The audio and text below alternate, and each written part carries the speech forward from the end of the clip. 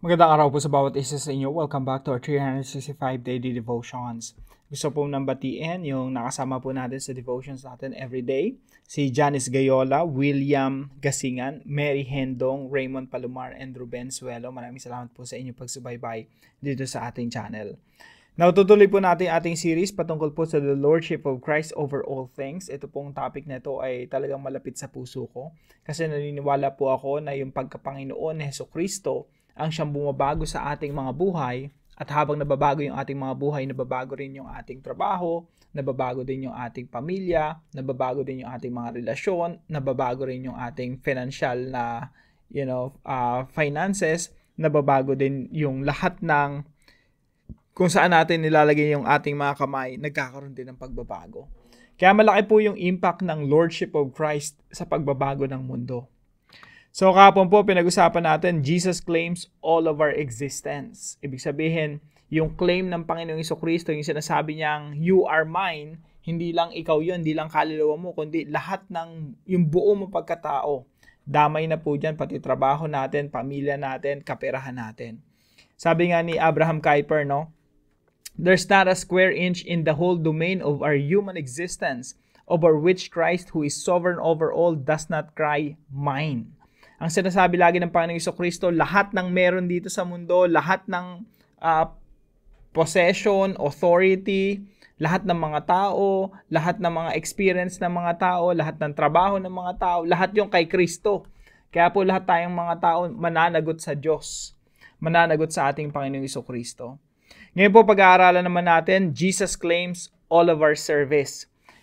Claim, ibig sabihin ng claim, inaangkin ng Panginoong Jesucristo sapagkat sa Kanya talaga yung ating lahat ng paglilingkod na meron tayo, lahat ng trabaho natin sa Panginoong Jesucristo yan.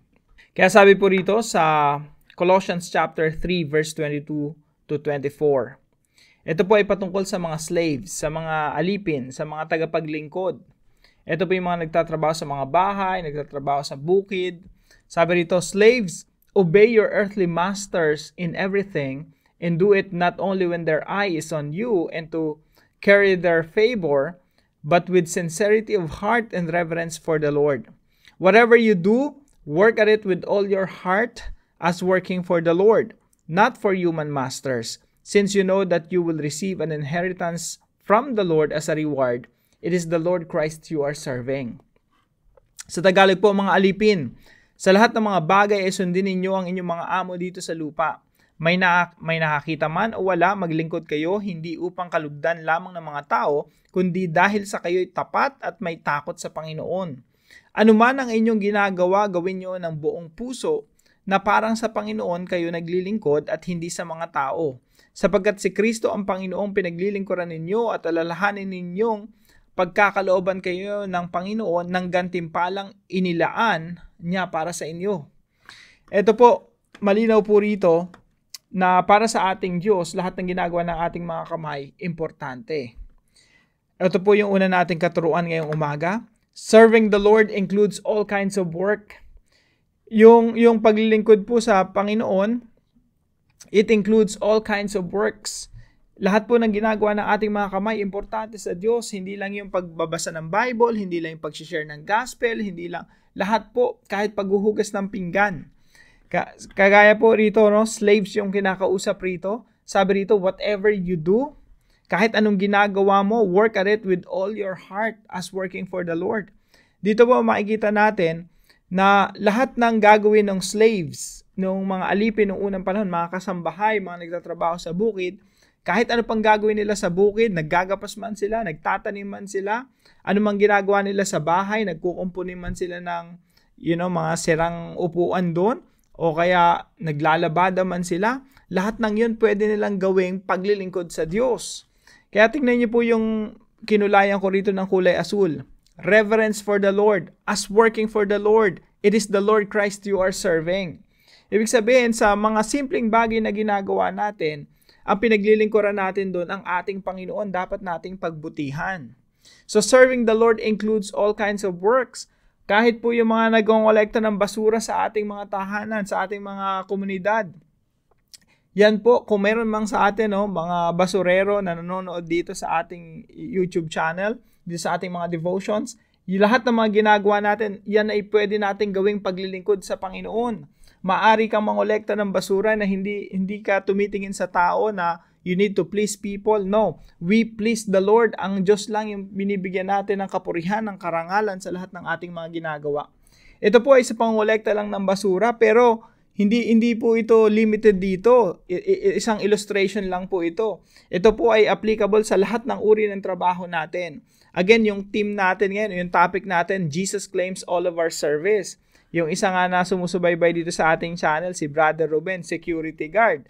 Ibig sabihin, kahit yung pagiging security guard, pwede nating gawing itong pagsamba at serbisyo para sa ating Panginoong Hesukristo.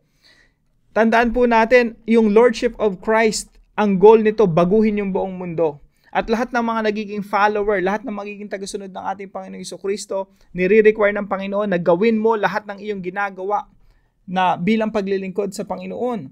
Kaya po kung ikaw ay politician, isipin mo, ang laki ng influence mo, kailangan mong gawin yung ginagawa, yung trabaho mo bilang politician, bilang paglilingkod sa Panginoon. At yung pagpasok mo sa opisina bilang mayor, pagpasok mo sa opisina bilang governor or congressman, congresswoman or senator or presidente, yan ay opisina ng Panginoong Hesukristo, and you have to do your job for the glory of Christ, for the glory of God. Kaya po, serving the Lord includes all kinds of work. Ngayon po, pag hindi natin pinagbuti yung ating mga trabaho, sinasabi ng banal na kasulatan, for we must all appear before the judgment seat of Christ. Lahat tayo ay haharap sa paghuhukom ng ating Panginoong Hesukristo. Kahit pagiging basurero o pagiging electrician or pagiging janitor, yung posisyon na binigay sa atin ng Panginoon, lahat ng positions na yun galing sa Panginoong Hesukristo at dapat yun gampanan natin ng naayon sa kalooban ng ating Panginoong Hesukristo. Again, sabi po ng quotation natin, favorite ko po ito, there is not a square inch in the whole domain of our human existence over which Christ, who is sovereign over all, does not cry, mine. Lahat ng uri ng trabaho sa Panginoong Hesukristo yan. Lahat ng posisyon natin sa Panginoong Hesukristo nang galing at nararapat nating gawin ang pinakamainam para sa lahat ng ating ginagawa sapagkat ang pinaglilingkuran natin ay ang ating Panginoon. Number 2 po, serving the Lord must come from the heart. Pag naglilingkod tayo sa Panginoon, dapat bukal sa ating kalooban. Now, ito pong mga servants na inuutusan rito, sabi rito, whatever you do, work at it with all your heart. At sabi rito, but with sincerity of heart. Ibig sabihin, mula talaga sa puso. Dahil hindi naman natin pinaglilingkuran ultimately, no, yung ating mga human masters, yung ating mga boss, mga managers, ultimately, ang pinaglilingkuran natin, ang Panginoon ng mga Panginoon, Hari ng mga Hari, at, the Lord Jesus Christ. He is the Lord of Lords, and He is the King of Kings. Kaya po, yung laman ng ating puso, nalalaman niya ng ating Panginoong Hesukristo, at kapag ginagawa natin yung ating trabaho na gusto lang natin kumita ng pera, or ginagawa lang natin yung trabaho natin to please people, wala pong value yun sa harapan ng Diyos. When we do our work, we have to do it from the heart because who we are serving is the Lord Jesus Christ Himself.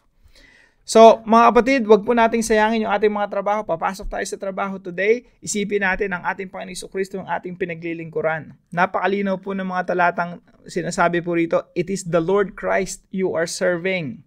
So, number 3 po, serving the Lord comes with its own rewards. Sabi po ng verse natin, since you know that you will receive an inheritance from the Lord as a reward. Sapagkat si Kristo ang Panginoong pinaglilingkuran ninyo at alalahanin ninyong pagkakalooban kayo ng Panginoon ng gantimpalang inilaan niya para sa inyo. Meron po talagang gantimpala. Now, sabi po ng verse na ito, 2 Corinthians chapter 5 verse 10, for we must all appear before the judgment seat of Christ, so that each of us may receive, may matatanggap po tayo, what is due for the things done while in the body, whether good or bad. Ibig sabihin, lahat ng ginagawa natin dito sa mundo, mabuti man o masama, meron niyang karampatang gantimpala o kaparusahan. Kaya nakakatakot po kapag ikaw ay isang, nagtatrabaho ka sa gobyerno tapos corrupt ka. Binigyan ka ng posisyon ng Diyos sa gobyerno tapos ginamit mo lang sa pansariling self-interest. So sinasabi po rito, we must all appear before the judgment seat of Christ to receive our reward pag pinagbuti natin. Dahil sa alang-alang sa Panginoong Jesucristo, tayo mga Kristiyano, tagasunod ng ating Panginoon, ayaw nating ipahiya ang pangalan ng Panginoong Jesucristo. We're doing our best dito sa ating mga trabaho, sa lahat ng ating ginagawa. Ino-honor yun ng ating Panginoong Jesucristo at wala tayong mabuting gagawin dito sa mundo na kakalimutan ng Panginoon.